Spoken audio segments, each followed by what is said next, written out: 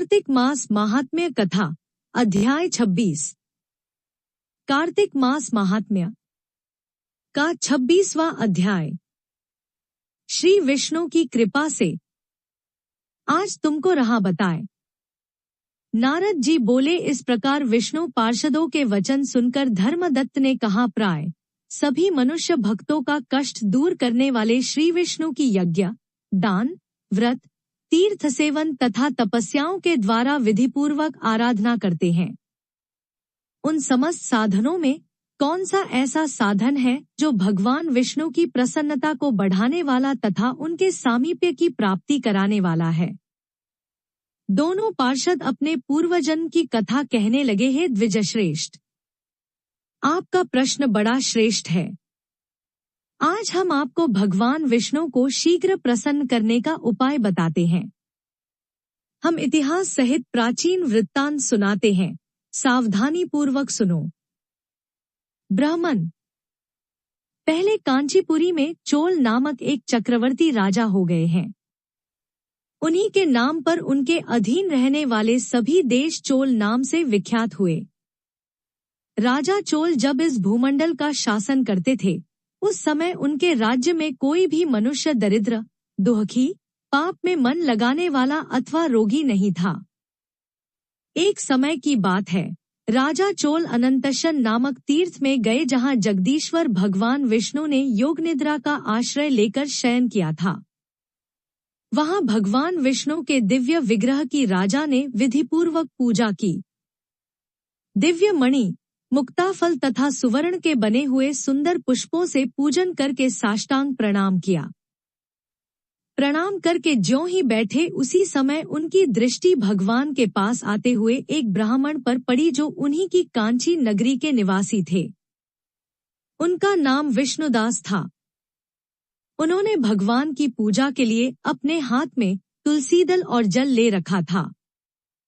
निकट आने पर उन ब्राह्मण ने विष्णु सूक्त का पाठ करते हुए देवाधिदेव भगवान को स्नान कराया और तुलसी की मंजरी तथा पत्तों से उनकी विधिवत पूजा की। राजा चोल ने जो पहले रत्नों से भगवान की पूजा की थी, वह सब तुलसी पूजा से ढक गई। यह देखकर राजा कुपित होकर बोले, विष्णुदास, मैंने मणियों तथा सुवर्ण से भगवान की जो पूजा की थी, वह कितनी शोभा पा रही थी। तुमने तुलसीदल चढ़ाकर उसे ढक दिया। बताओ, ऐसा क्यों किया? मुझे तो ऐसा जान पड़ता है कि तुम दरिद्र और गंवार हो, भगवान विष्णु की भक्ति को बिल्कुल नहीं जानते। राजा की यह बात सुनकर द्विजश्रेष्ठ विष्णुदास ने कहा, राजन, आपको भक्ति का कुछ भी पता नहीं है। केवल राजलक्ष्मी के कारण आप घमंड कर रहे हैं। बतलाइए तो, आज से पहले आपने कितने वैष्णव व्रतों का पालन किया है? तब नृपश्रेष्ठ चोल ने हंसते हुए कहा, तुम तो दरिद्र और निर्धन हो, तुम्हारी भगवान विष्णु में भक्ति ही कितनी है।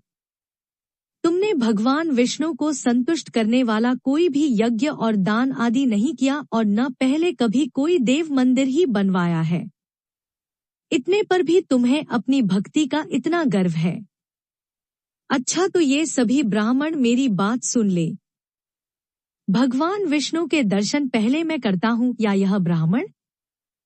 इस बात को आप सब लोग देखें, फिर हम दोनों में से किसकी भक्ति कैसी है, यह सब लोग स्वतः ही जान लेंगे। ऐसा कहकर राजा अपने राजभवन को चले गए।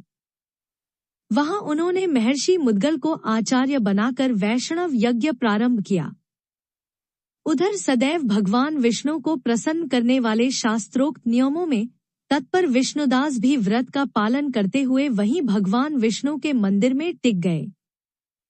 उन्होंने माघ और कार्तिक के उत्तम व्रत का अनुष्ठान, तुलसीवन की रक्षा, एकादशी को द्वादशाक्षर मंत्र का जाप, नृत्य, गीत आदि मंगलमय आयोजनों के साथ प्रतिदिन षोडशोपचार से भगवान विष्णु की पूजा आदि नियमों का आचरण किया। वे प्रतिदिन चलते, फिरते और सोते, हर समय भगवान विष्णु का स्मरण किया करते थे। उनकी दृष्टि सर्वत्र सम हो गई थी। वे सब प्राणियों के भीतर एकमात्र भगवान विष्णु को ही स्थित देखते थे। इस प्रकार राजा चोल और विष्णुदास दोनों ही भगवान लक्ष्मीपति की आराधना में संलग्न थे।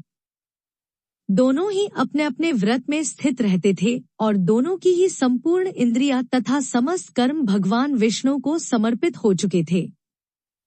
इस अवस्था में उन दोनों ने दीर्घकाल व्यतीत किया।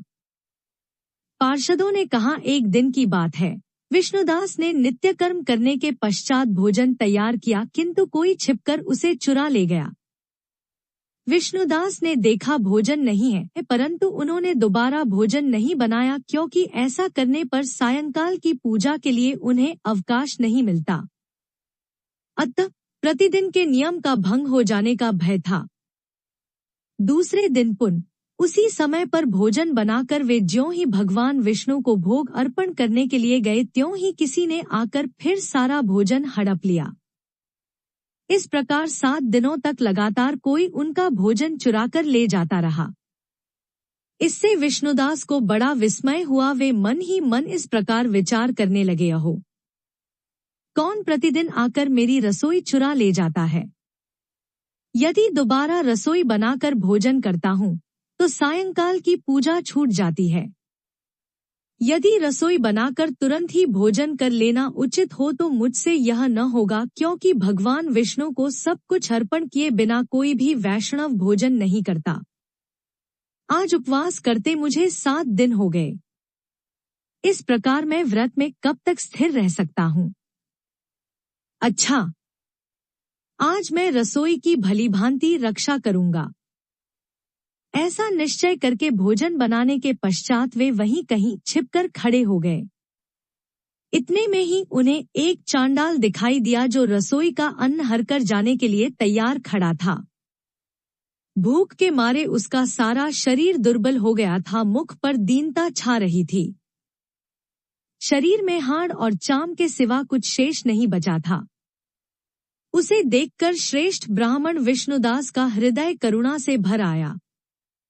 उन्होंने भोजन चुराने वाले चांडाल की ओर देखकर कहा, भैया जरा ठहरो ठहरो, क्यों रूखा सूखा खाते हो? यह घी तो ले लो। इस प्रकार कहते हुए विप्रवर विष्णुदास को आते देख वह चांडाल भय के मारे बड़े वेग से भागा और कुछ ही दूरी पर मूर्छित होकर गिर पड़ा। चांडाल को भयभीत और मूर्छित देखकर द्विजश्रेष्ठ विष्णुदास बड़े वेग से उसके समीप आए और दयावश अपने वस्त्र के छोर से उसको हवा करने लगे। तदंतर जब वह उठकर खड़ा हुआ तब विष्णुदास ने देखा वहां चांडाल नहीं है, बल्कि साक्षात नारायण ही शंख, चक्र और गदा धारण किए सामने उपस्थित हैं। अपने प्रभु को प्रत्यक्ष देखकर विष्णुदास सात्विक भावों के वशीभूत हो गए। वे स्तुति और नमस्कार करने में भी समर्थ न हो सके, तब भगवान ने सात्विक व्रत का पालन करने वाले अपने भक्त विष्णुदास को छाती से लगा लिया और उन्हें अपने जैसा रूप देकर वैकुंठ धाम को ले चले। उस समय यज्ञ में दीक्षित हुए राजा चोल ने देखा विष्णुदास एक श्रेष्ठ विमान पर बैठकर भगवान विष्णु के समीप जा रहे हैं।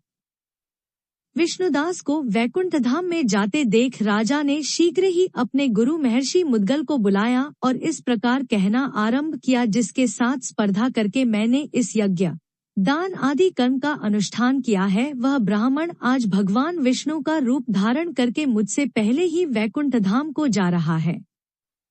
मैंने इस वैष्णव धाम में भलीभांति दीक्षित होकर अग्नि में हवन किया और दान आदि के द्वारा ब्राह्मणों का मनोरथ पूर्ण किया, तथापि अभी तक भगवान विष्णु मुझ पर प्रसन्न नहीं हुए और इस विष्णुदास को केवल भक्ति के ही कारण श्रीहरि ने प्रत्यक्ष दर्शन दिया है। अतः जान पड़ता है कि भगवान विष्णु केवल दान और यज्ञों से प्रसन्न नहीं होते। उन प्रभु का दर्शन कराने में भक्ति ही प्रधान कारण है। दोनों पार्षदों ने कहा। इस प्रकार कहकर राजा ने अपने भांजे को राज सिंहासन पर अभिषिक्त कर दिया।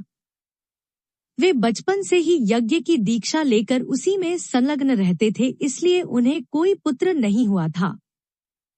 यही कारण है कि उस देश में अब तक भांजे ही राज्य के उत्तराधिकारी होते हैं।